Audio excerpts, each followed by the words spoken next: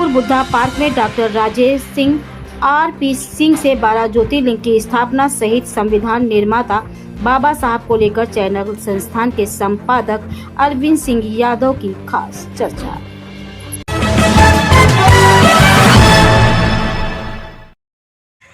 नमस्कार, आप देख रहे हैं बोलती दुनिया न्यूज़ 24x7। मैं हूं अरविंद सिंह यादव। हमारे साथ आज डॉक्टर राजेश सिंह जी हैं और हम उनसे चर्चा करेंगे कि बहुत आंदोलन चल रहा था बुद्धा पार्क में। ये कल्याणपुर का बुद्धा पार्क है जहां पर ये चर्चाओं में आया और मुझे भी सुनने को मिला और मैं भी यहाँ आया। आज मैंने देखा कि 12 ज्योतिर्लिंग की जो स्थापना होनी है, कुछ लोगों की इच्छा है कि यहाँ पर 12 ज्योतिर्लिंग की स्थापना हो, जबकि ये बुद्धा का पार्क है। और सामने आप देख रहे होंगे महात्मा बुद्ध जी की, भगवान बुद्ध की बहुत अच्छी खूबसूरत तस्वीर है। हालांकि मरम्मत तो कई सालों से नहीं हुई है, पानी टपक रहा है, तो उस पर भी हम कुछ चर्चा करना चाहते हैं। यहाँ पर 12 ज्योतिर्लिंग को लेकर के ये आंदोलन छिड़ा और इसका बड़ा विरोध प्रदर्शन हुआ। मैं कई बार यहाँ आया और वो लोग मुझे नहीं मिले, मेरी चर्चा नहीं हो पाई, इसलिए मुझे आपका समय लेना पड़ा। इसमें दरअसल एक चीज़ जान लीजिए आप कि वर्तमान में जो हुक्मरान हैं, सत्ता में जो भी बैठे हुए लोग, ये हिटलर को मानने वाले लोग, जर्मनी के हिटलर को मानने वाले लोग हैं ये। और ये जो हमारे जितने महानायक हैं अभी तक, मतलब इतिहास में गांधी से लेकर के, मैं कहले बुद्ध नहीं, अभी तक जितना ले लीजिए, गांधी से लेकर, बुद्ध से लेकर के गांधी तक, तो हमारे महानायक जो हैं सत्य, अहिंसा, समता, समानता, इसकी बात करते रहे। तो इनका काम ये तो है नहीं। अब जो तो इनका मामला ये है कि ये पूरे देश का जो एजुकेशन सिस्टम है, हम लोग पढ़ के जैसे आए हैं, हम लोगों ने बुद्ध को पढ़ा है, हम लोगों ने गांधी को पढ़ा है, हम लोगों ने बहुत ऐसे लोगों को पढ़ा, महापुरुषों को पढ़ा, भगत सिंह को पढ़ा है कि आज़ादी के लिए अपने संघर्ष करिए, और ये सारी चीज़ें मैंने पढ़ी। लेकिन ये चाहते वही हम लोग आज मतलब इस स्थिति पे आ गए। अभी आपने देखा होगा कि 3 स्टूडेंट थे, तो वो पार्लियामेंट में हमला करते हैं उसको, ये लोग सांसद लोग, सरकार कह रही पार्लियामेंट में हमला किया, तो वो अपनी आवाज़ उठाने के लिए गए थे वहाँ, और स्मोक बम ले करके वो उसके अंदर कूद गए 2, और उनको आतंकवादी कह करके आज भी वो हवालात में जेल में। तो ये जब ये सब कुछ करेंगे, जो आगे आने वाली पीढ़ियाँ हैं, असली जो उद्देश्य इनका कि ये जो लोग हैं ये हिंसक रहे, सत्य अहिंसा की बात बिल्कुल ना हो। इसीलिए देखते हैं आप ना, ये गांधी को भी नहीं मानते, नेहरू को भी नहीं मानते, इंदिरा को भी नहीं मानते, ये सबको गाली देते हैं। ये उसी क्रम में, और धर्म इनका जो है वही सबसे बड़ा हथियार है। व्यापार है, मतलब क्या? जाति नहीं, हथियार है इनका पूरा सब कुछ। ये आखिरी में धर्म ले आते हैं बीच में, तो जातियों का। और जब हमारे लोग, डॉक्टर साहब एक बार, बुद्ध जी भी तो आराधना करते थे, वो भी तो किसी न किसी का नहीं, बुद्ध जी जो थे मूर्ति पूजा के को कभी नहीं माना। लेकिन वो भजन तो कम से कम अंतर्ध्यान में अपना चिंतन जो भी वो करते थे, वो जो बुद्ध करते थे, योगा था वो योग था जी, ध्यान समाधि थी वो, उसमें ये नहीं था, कर्मकांडी व्यवस्था नहीं थी। और ये जो करते हैं ये खुद ईश्वर को नहीं मानते हैं, ये आरएसएस को लोग खुद ईश्वर को नहीं मानते हैं, और ये दुनिया को बेवकूफ़ बनाते हैं कि वो ईश्वर की पूजा और राम की पूजा हो, वो खाली वोट बैंक के लिए, ये खाली सत्ता में बने रहने के लिए ये पूरा खेल चल रहा है इनका। तो अब ये सबसे बड़ी चीज़ ये है कि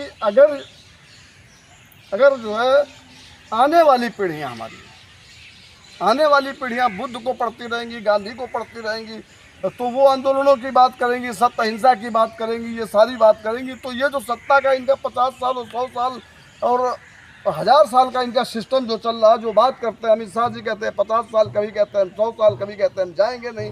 तो ये हमारे बच्चे अगर पढ़ लिख कर आगे, ये नौजवान आगे आएंगे और गौतम बुद्ध को पढ़ेंगे, गांधी को पढ़ेंगे, तो अखलाक की हत्या कौन करेगा, राम दिन की हत्या कौन करेगा, ये जो कुछ हो रहा है, दौड़ा दौड़ा कर मतलब दलितों को मारा जा रहा है, पिछड़ों को मारा जा रहा है, ये अल्पसंख्यकों को मारा जा रहा है, महिलाओं को मारा जा रहा है, ये तब तो वो जब इनकी शिक्षा होगी ना, इनके लोग शिक्षा देंगे जो वो की मार काट वाली वही लोग हैं। ये जो 20-25 साल से शिशु मंदिर और सरस्वती मंदिरों के ये स्कूल जो बनाए हुए इन्होंने। बीच में आरपी सिंह जी हैं, एक हमारा अंतिम सवाल आपसे भी है, ज़्यादा समय नहीं लेंगे, थोड़ा चाहेंगे, वीडियो लंबा हो रहा है, हमें बहुत एडिट करना पड़ेगा। जैसे कि बाबा साहब की बात आ रही है, तो डॉक्टर साहब से भी मेरा वही सवाल था कि बाबा साहब की शिक्षा और बाबा साहब को आगे बढ़ाने वाला और उनको शिक्षा दिलाने वाला, यहाँ तक कि अपनी बेटी को ब्याहने वाला ब्राह्मण है, फिर इस समाज का ब्राह्मण दुश्मन क्यों है? इसमें ब्राह्मण समाज का दुश्मन नहीं कह सकते। ब्राह्मणवाद जो दर्शन है, ब्राह्मणवाद वो समाज का दुश्मन है। पर्टिकुलर ब्राह्मण कोई भी जो है वो समाज का दुश्मन नहीं। यहाँ पे थोड़ा सा डिफाइन करना होगा क्योंकि वाद जो एक दर्शन वो तो पुराना एक चला आ रहा है, उसको आरएसएस ने आगे बढ़ाया, उसको संघ ने आगे बढ़ाया और उसी एजेंडे को लेकर के वो बाकायदा भीमराव अंबेडकर जी को जो है वो भगवान बनाने पे तुले हुए हैं। जबकि हमें ये है कि समाज को बाबा साहब को पढ़ना चाहिए, ना कि उनकी पूजा करना। अगर बुद्ध जी की भी हम बात करें, भगवान बुद्ध की, तो क्या बुद्ध जी ने कभी ऐसा किया कि वो उनको भी जातियों में बांट दिया गया, चाहे दलित वर्ग हो या ओबीसी वर्ग हो? जबकि बुद्ध जी भी शायद हमारी समझ से, जो मैंने पढ़ा है, जो मैंने देखा है, कि वो ओबीसी थे, तो जो मैंने देखा अभी तक, तो उस पर भी राजनीति जो हो रही, तो वो कुछ बुद्धिस्ट भी कर रहे हैं, तो आप कहीं तक उसको कितना समर्थन करते हैं या क्या कहते हैं उस पर? क्या कहते हैं? बुद्धिस्ट भी बहुत ज़्यादा जो है बुद्ध को पढ़ने लिखने में इंटरेस्टेड नहीं है। जैसे आपने एक शब्द कहा कि भगवान बुद्ध कभी भी भगवान नहीं थे, वो एक साधारण आदमी थे और उन्होंने हमेशा इन पाखंडों का विरोध किया। अपने पूरे जीवन काल में उन्होंने मूर्ति पूजन से लेकर के पूजा पाठ और आडंबरों का विरोध किया। इसलिए उनको पहले तो भगवान कहना बंद किया जाए। वो एक साधारण इंसान थे, उनकी एक जो आइडियोलॉजी। डॉक्टर साहब, लोगों के बीच जो उपाधि दी गई है कि वो महात्मा बुद्ध भगवान का ये तो सिर्फ नैरेटिव गढ़ा जा रहा है उन्हीं संघियों के द्वारा। ये नैरेटिव वही संघी गढ़ रहे हैं, आम आदमी नहीं कहता कभी भगवान। जब 20 बार आप एक आदमी के सामने कहेंगे भगवान बुद्ध, तो जो सामने बैठा है वो कहीं ना कहीं उसके मुंह से निकलेगा। लेकिन बुद्ध ने हमेशा इन चीज़ों का विरोध किया, जैसे अंबेडकर ने इन चीज़ों का विरोध किया, मूर्ति पूजन और बाकी चीज़ों का, वैसे ही बुद्ध ने इनका पूरा विरोध। तो उनको भगवान बनाना जो है, इस समाज से मैं पूरी अपील करूंगा कि उनको भगवान बनाना बंद करें और उनकी जो आइडियोलॉजी है उसको ग्रहण करें, उनको पढ़ें और उससे समाज में बदलाव की जो बयार बहेगी उसका समर्थन। एक बात हो रहा हूँ, कहेंगे कैमरा कहेंगे पीछे घुमाया जाए जरा, कुछ आरोप आपके ऊपर लग रहे हैं कि इसका पैसा आपके द्वारा मतलब गबन कर लिया गया है। तो ये नल सूखा पड़ा है, पार्क की हालत ऐसी है और चारों तरफ पार्क दिखा दिया जाए, तो कहीं ऐसा तो नहीं कि आपकी पार्टी भी इसमें कुछ मालाल कुछ इधर उधर कर रही हो? पहले तो मैं बता दूं कि मैं कम्युनिस्ट पार्टी से जुड़ा हुआ हूं, तो कोई लेन देन इस तरह का हमारी कम्युनिस्ट पार्टियों में तो आज तक साबित कर नहीं पाया। चवन्नी का भी आरोपी अगर साबित कर ले जाते तो हम लोग जेल में होते। लेकिन कम्युनिस्टों पर ये कुछ नहीं। और नल में पानी जो नहीं है, ये सरकारों की तरफ से जो है इसकी अनदेखी हो रही है। और जितने भी इस तरह के पार्क बने हुए हैं जो मायावती के टाइम पे बनवाए गए, अच्छा उन्होंने स्पेस किया था लोगों के टहलने के लिए, मनोरंजन के लिए, खेल कूद के लिए, उन्होंने इसकी व्यवस्था की थी। लेकिन उनकी सरकार जाने के बाद चूंकि एक टैग लगा हुआ है, तो इसलिए इनका रखरखाव, उसमें लखनऊ का इको गार्डन से लेकर के पूरा जो पार्क है उसका भी रखरखाव नहीं हो रहा है। और इस तरह के जितने पार्क उन्होंने बनवाए उसका कोई रखरखाव ये नहीं कर रहे हैं, सिर्फ इसीलिए कि ये उन्होंने बनवाया है और अगर साफ सुथरा रहेगा तो नाम उनका होगा, हमारा नहीं। महात्मा बुद्ध की ऊपर पानी टपक रहा है वहाँ से, तो क्या कहना है कि जो भी कर्मचारी भी अगर हम देखते हैं कि जो यहाँ रहते हैं, तो कहीं हद तक पीछे भी ड्यूटी होती है, पेमेंट उनका भी आ रहा है, तो क्या इनका कुछ रिपोर्ट कार्ड रहता है कि ये शासन या सरकार को कोई रिपोर्ट ऐसी करें? आखिर ऐसी व्यवस्थाएं क्यों? नहीं, इसमें तो कुछ हम कर्मचारियों का भी दोष मानेंगे। तो काफ़ी हद तक तो ये अपना रह करके जो छोटे मोटे काम उसको तो ये स्वयं करा सकते हैं। बाकी जितनी चीज़ें हैं जिसके अंडर में आता है विकास प्राधिकरण के या नगर निगम के, उनको लिखें कि भाई ये अव्यवस्था है और इसको ठीक कराने के लिए फंड दीजिए। अगर तब नहीं होता है तो आप शासन भेजिए। तो ये काम भी नहीं हो रहा है कहीं ना कहीं। उनको भी ये लगता है कि हम भेजेंगे और ये सरकार इसीलिए नहीं करेगी कि ये मायावती जी ने बनवाया, सिर्फ इसलिए।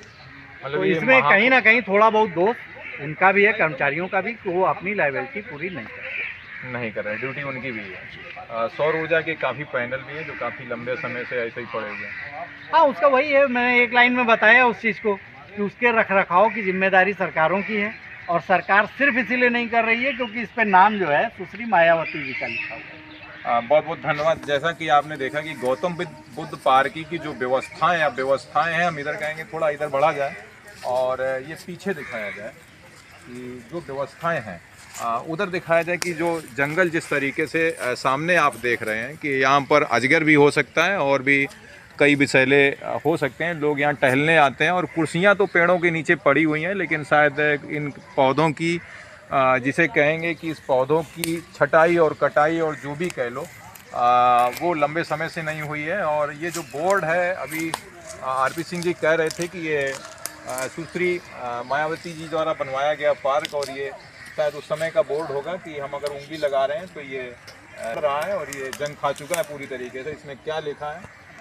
पर्यावरण की स्वच्छता हेतु कूड़ेदान का प्रयोग करें।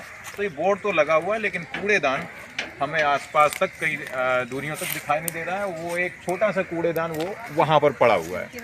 तो जो अव्यवस्थाएं हैं, जो पार्क की अव्यवस्थाएं हैं, लोग यहाँ पर मॉर्निंग वॉक करने आते हैं, शाम को भी आते हैं, स्टूडेंट्स भी आते हैं, छोटे बच्चे भी आते हैं और बड़ा अच्छा पार्क है, बहुत अच्छा लगता है। लोग यहाँ आते हैं, अपना ध्यान भी करते हैं, योग भी करते हैं, लेकिन उनके लिए जो सुविधाएं होनी चाहिए वो सुविधा यहाँ पर नहीं मिल रही है। बोलती दुनिया न्यूज़ 24/7 चैनल को लाइक, सब्सक्राइब और शेयर जरूर करें।